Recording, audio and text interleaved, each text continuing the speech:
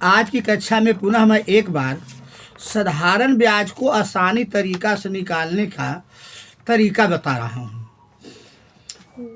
ब्याज में जो एलिमेंट्स होते हैं उसमें एक ठो जो पैसा कोई देता है उधार किसी भी व्यक्ति को, तो उसको हम मूलधन कहते हैं, अंग्रेजी में प्रिंसिपल कहते हैं।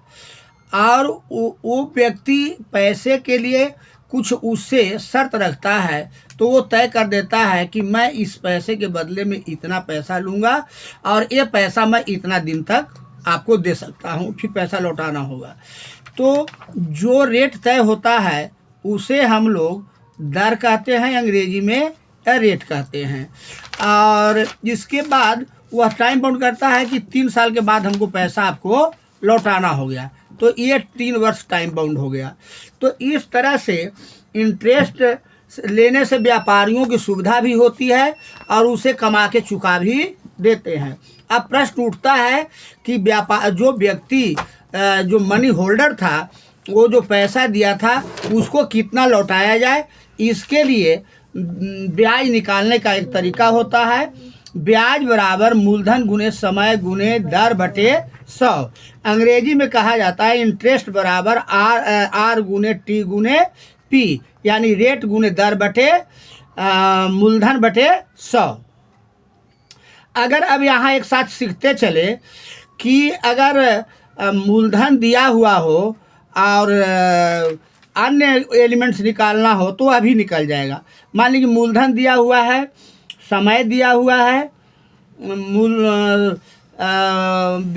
ब्याज दिया हुआ है, मूलधन नहीं दिया हुआ है, समय दिया हुआ है, तो P बराबर हो जाता है ब्याज गुने 100 बटे आर गुने टी, आई गुने 100 बटे आर गुने टी।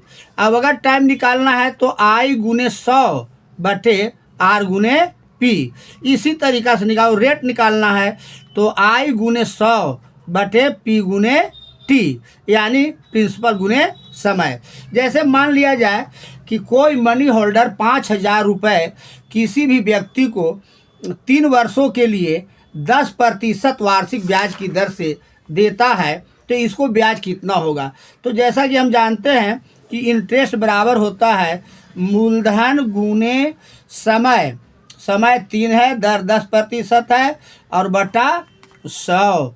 अब इसको हम क्रिया कर लेंगे, ये 0 से ये 0 कट जाएगा, इससे ये कट जाएगा, ये से ये कट जाएगा। अब 500 बच गया, यहाँ 3 बच गया, यानी कि उसको इंटरेस्ट लौटाना होगा 1500 रुपये। तो यहाँ आई बराबर 1500 हो गया। अब अगर ये पूछा जाए कि आई बराबर 1500 है तो टी निकालना है, तो टी निकालना है तो क्या हो जाएगा। तो समीकरण के माध्यम से यहाँ मैंने जो सूत्र बनाया है, टी बराबर होता है आई गुने 100 बटा आर गुने पी। तो आई कितना है 1500, 1500 गुने 100 बटे आर कितना है, रेट कितना है 10% और प्रिंसिपल कितना है तो 5,000। अब इसकी हम क्रिया कर लेते हैं। एक 0 से 1 0 ये कट गया, 2 0 से ये 2 0 कट गया और ये 10 से ये 10 कट गया और ये 3 से 5 बार में ये कट गया, 5 से कट गया 15 3 बार में, यानी टी बराबर 3 इयर्स निकल गया।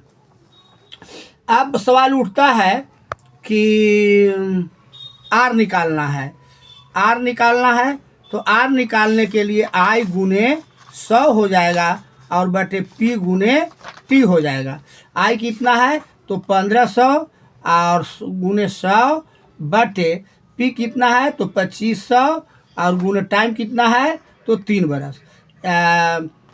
ये 2 0 से ये 2 0 कट गया और ये 5 3 आई, 3 5 15 कट गया, ये हो गया 5 पर यहाँ डबल 0 हो गया, यानी